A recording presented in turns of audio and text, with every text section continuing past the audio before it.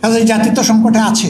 এই সংকটে কোরআন এবং সুন্নাহর আলোকে উলামায়ে কেরাম যদি জাতিকে পথ দেখান, আশা করা যায় যে জাতি পথ পাবে এবং উপকৃত হবে। এই মুত্তাকি মানুষগুলা যদি সমাজে নেতৃত্ব দেন, তাহলে সমাজেও ইনশাল্লাহ শান্তি কায়েম হবে। আল্লাহর বিধান অনুযায়ী নামাজ কায়েম করার কারণে শান্তি প্রতিষ্ঠিত হয়েছে।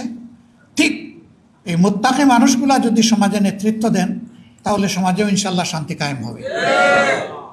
যে মানুষগুলা শুধুমাত্র আল্লাহকে ভয় করে চলবে, জীবনের প্রত্যেকটি ব্যাপারে অধীনস্থ এবং সহকর্মীদের ব্যাপারে ভীত সন্ত্রস্ত থাকবে। আমাকে হুঁশিয়ার করে দেওয়া হয়েছে, কুল্লুকুম রাঈ ওয়া কুল্লুকুম মাসউলুন আন রাঈ, তোমরা সকলেই দায়িত্বশীল এবং তোমাদেরকে অবশ্যই আল্লাহ তাআলা কিয়ামতের দিন জিজ্ঞাসা করবেন তোমাদের অধীনস্থদের ব্যাপারে। যার দায়িত্ব যত বড় সমাজে, তার জিজ্ঞাসাও হবে তত গভীর।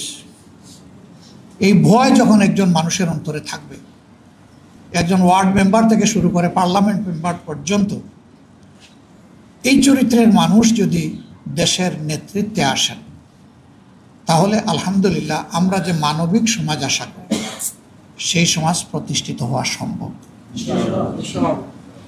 এর বাইরে গিয়ে জ্ঞান, বিজ্ঞান, দুনিয়াবী যোগ্যতায় পারদর্শী দক্ষ লোকেরা সমাজ পরিচালনা করলে এবং তাদের অন্তরে সেই জবাবদিহির ভয় না থাকলে কি হয় তা তো আমরা দেখছি, নতুন করে তো দেখার কিছু নেই।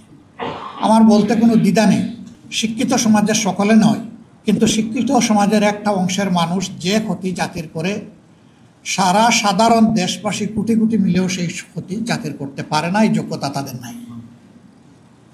কলমের কুচায় একজন মানুষের জাতির কিসমত যেভাবে ধসে পড়ে, 1 কোটি মানুষ একত্রিত হয়েও সেই ক্ষতিটা করতে পারবে না।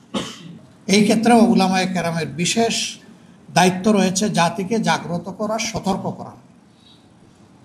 আপনারা সেই খেদমত আঞ্জাম দিবেন, আমরা আপনাদের কাছে আশা করি।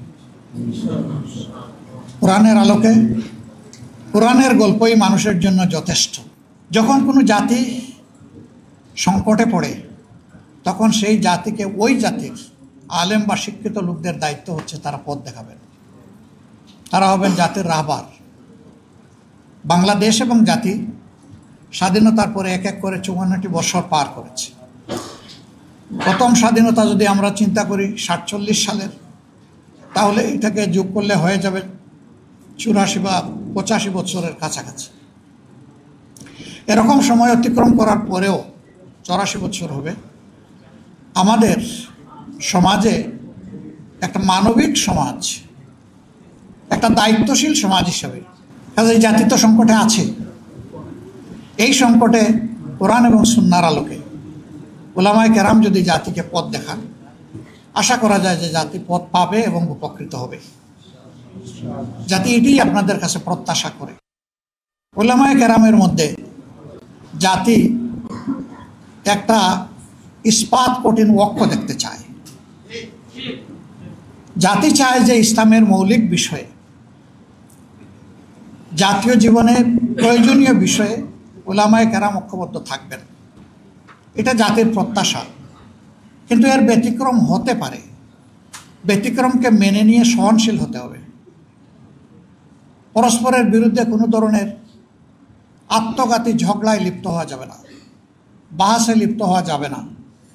হ্যাঁ, পরস্পরের প্রতি কল্যাণকামী হয়ে ব্যক্তিগত পর্যায়ে কথা বলবো, মন খুলে কথা বলবো। ওনার বক্তব্যটা শোনার মানসিকতা নিয়েও আমাকে যেতে হবে, শুধু নিজেরটা সমঝানোর জন্য নয়।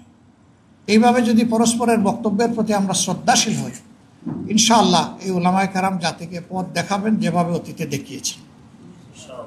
আমরা উলামায়ে কেরামের কাছে এটাই আশা করি।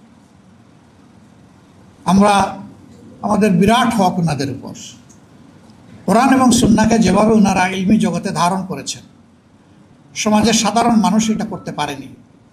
আল্লাহ এই যে নিয়ামতটা বিশেষভাবে আপনাদেরকে দান করলেন, এটার শুকরগুজারি তখনই হবে যে এই ইলমকে মানুষের কল্যাণে যখন আপনারা কাজে লাগাবেন। আমরা সেটাই আপনাদের কাছে আশা করি।